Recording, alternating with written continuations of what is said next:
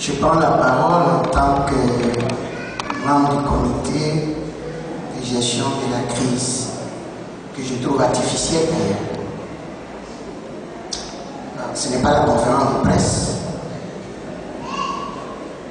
mais nous avons estimé qu'il fallait, puisque la conférence de presse va porter sur les derniers développements de la crise, nous avons estimé qu'il fallait qu'au niveau de l'Église, chaque chrétien soit bien informé de ce qui se passe depuis la Genèse.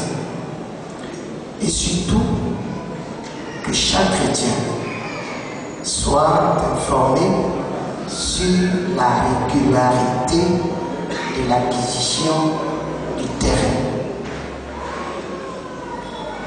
qui fait l'objet d'un litige artificiel. Je voudrais vous rassurer, chers frères et sœurs,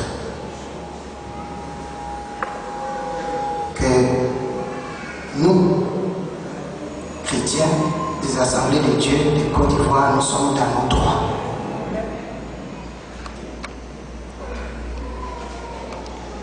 C'est en 1990 que les démarches ont été entamées pour l'acquisition d'un lieu de culte qui soit digne de notre communauté.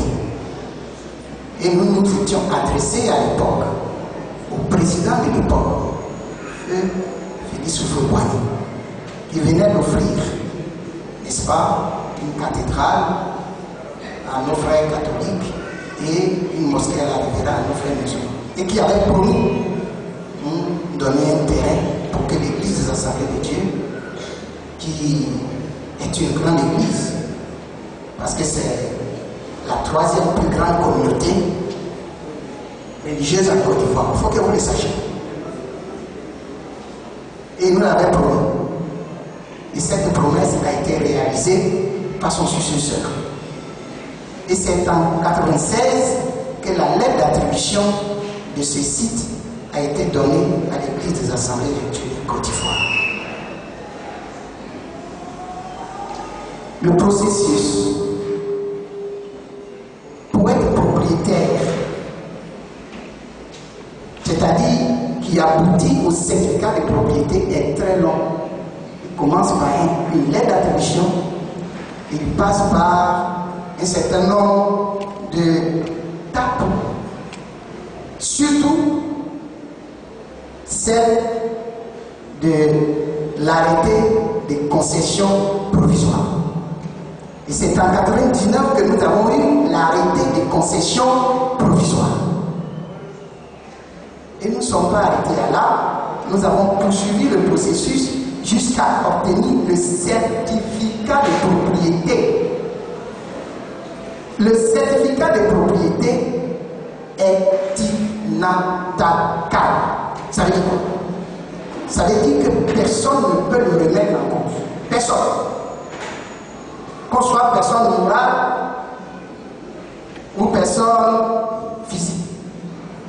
Qu'on soit personne morale privée ou publique. Personne ne peut le remettre en cause. Il est définitif. Nous avons donc un certificat de propriété. Et ça, j'aimerais que vous le sachiez bien. Et j'ai demandé à Josué tout à l'heure de publier sur les sites qu'ils ont créés à l'occasion de la gestion de cette crise tous les documents de propriété de l'Église des Assemblées de Dieu de Côte d'Ivoire, y compris le mémorandum que nous avons élaboré pour expliquer à toutes les autorités et à la presse, à tout le monde, la crise que nous vivons. Il faut que cela soit publié et ceux qui le voudraient bien, vous pouvez donner votre adresse électronique pour qu'on puisse vous les balancer. Il faut que tous les chrétiens soient au même niveau d'information, avec toutes les pièces à l'appui.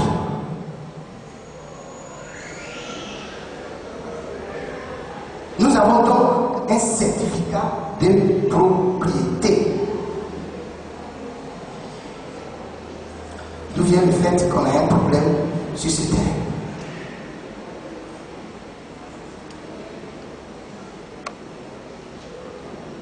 J'ai été triste en rentrant tout à l'heure ce matin dans la cour de l'église et je me suis rendu compte que je n'étais pas le seul qui était triste. Tous ceux que j'ai rencontrés étaient tristes et je l'ai même senti tout au long du culte.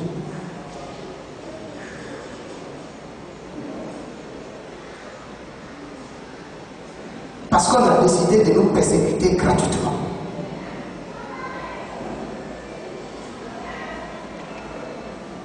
J'ai dit bien gratuitement.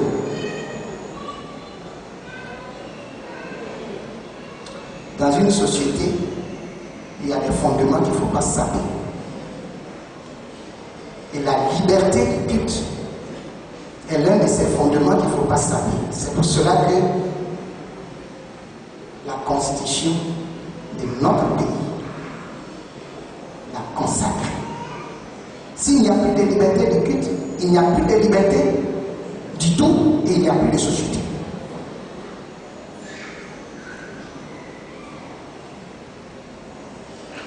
Le Nouveau Congo, qui en droit ne représente même pas l'université, qui en droit ne représente pas le gouvernement, a décidé de s'approprier le terrain et à défaut de l'amputer d'une grande partie. Voilà la réalité.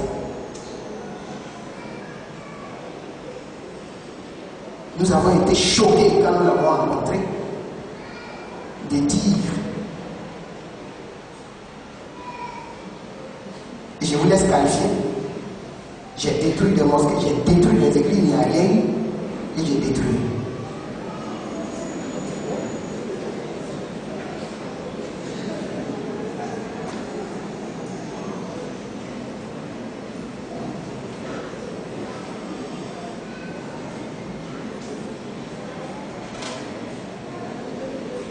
C'est inqualifiable dans un état de droit.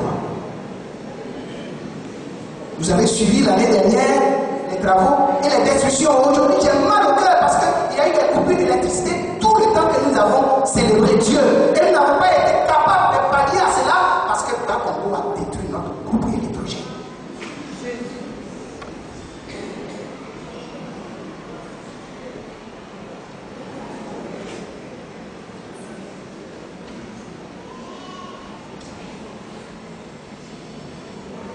C'est une atteinte grave, gravissime même à la liberté du culte, que personne ne devrait accepter. C'est pour cela que toutes les églises se sont mobilisées, parce que si on laisse faire, tout le monde sera victime. Ce n'est pas affaire d'assemblée de Dieu seulement.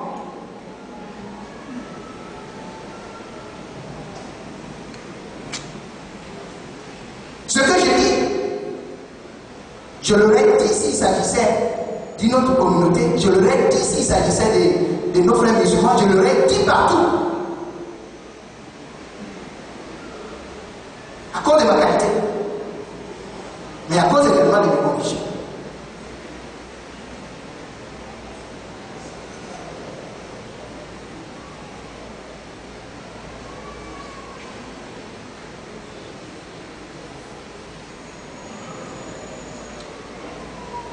Et lorsqu'il avait tout détruit, nous avions saisi le tribunal.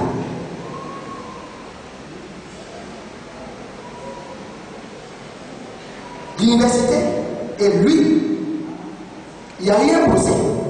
Ils étaient représentés par des avocats. Nous avons gagné ce procès.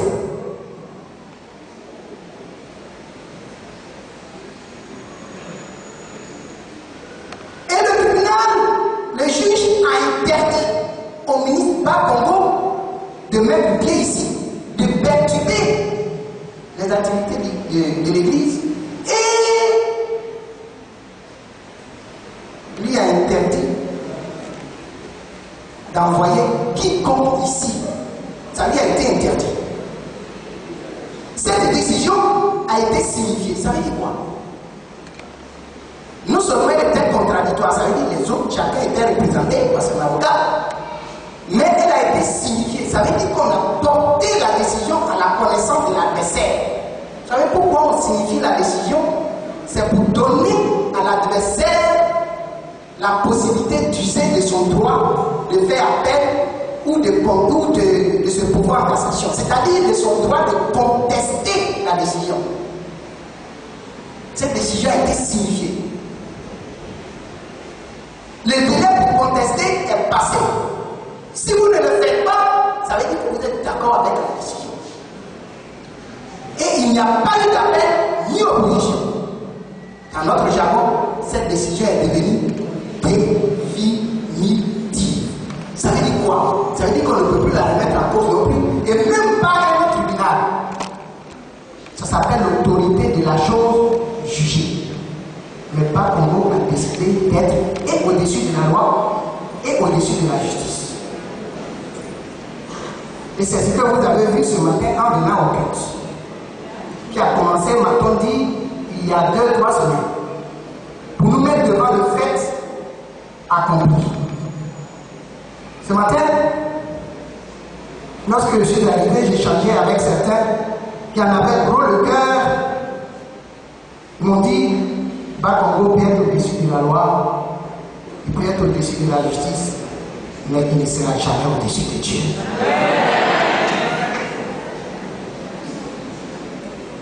Quelqu'un m'a même dit, ce sera son terminus ici.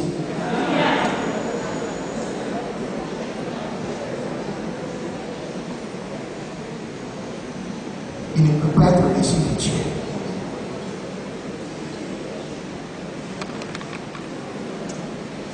C'est une première en Côte d'Ivoire. Ce n'est pas pour vous intimider, mais les forces de l'ordre n'ont pas le droit de rentrer dans mon temple. Voilà. On a poursuivi un de nos vigiles ici, jusqu'à le rattraper dans l'enceinte de l'église, le bastonner presque à mort. Et hier, le pasteur vous l'a dit tout à l'heure, entre minuit et 2h du matin, les forces de l'ordre sont rentrés ici. Non seulement ils sont rentrés dans l'enceinte de l'église, parce que l'enceinte de l'église, c'est tout ça. Non seulement ils sont rentrés, mais ils se sont permis de tirer des coups de feu en l'air.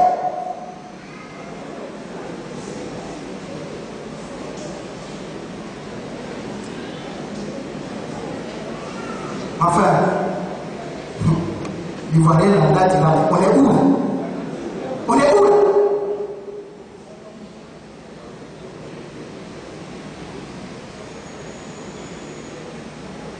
Ceux qui pensent qu'ils peuvent nous intimider se trompent. Je répète, ceux qui pensent qu'ils peuvent nous intimider se trompent. C'est pour cela que je voudrais que nous ayons, chers frères et sœurs,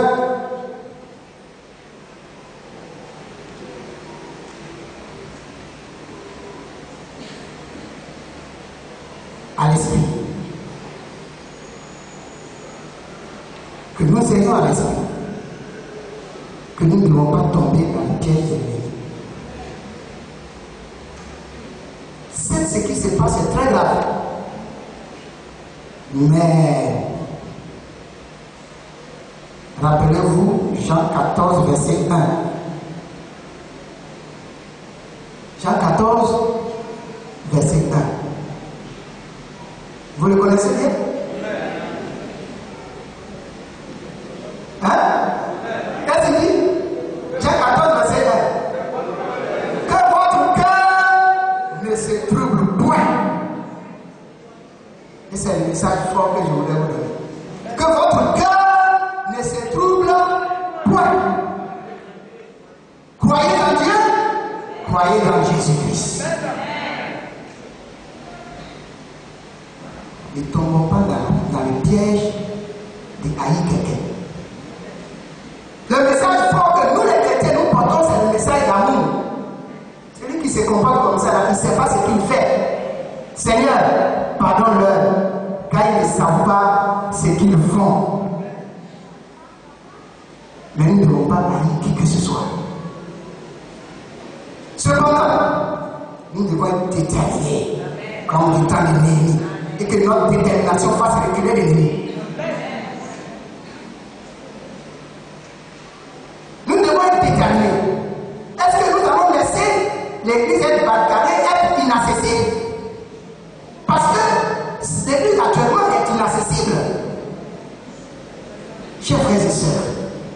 ce site, non seulement nous avons le titre, mais il ne nous a pas été donné gratuitement. Savez-vous que nous avons payé 47 millions, un peu plus de 47 millions pour la guerre? Savez-vous que nous avons dépensé plus de 200 millions pour enrayer ce bafon qui était marécageux? Que quand on devait prendre?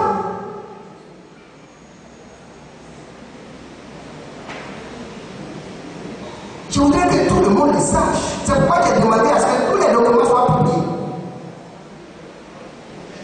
Et que vous le sachiez. Et que vous fassiez comme quelqu'un dans la Bible, je ne vais pas citer son nom parce que vous le connaissez. Il a dit à l'époque, à un roi très puissant, il dit que Dieu te garde de te vendre l'héritage de mes pères. Vous connaissez son nom? Naboth. Ayons l'attitude de Naboth. Que Dieu nous garde de céder, et nous l'avons dit, même un centimètre carré, même un centimètre carré, à qui que ce soit. Nous avons dit, et nous allons le rédiger.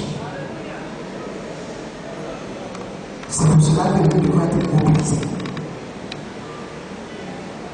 J'ai tenu à vous donner toutes ces informations avant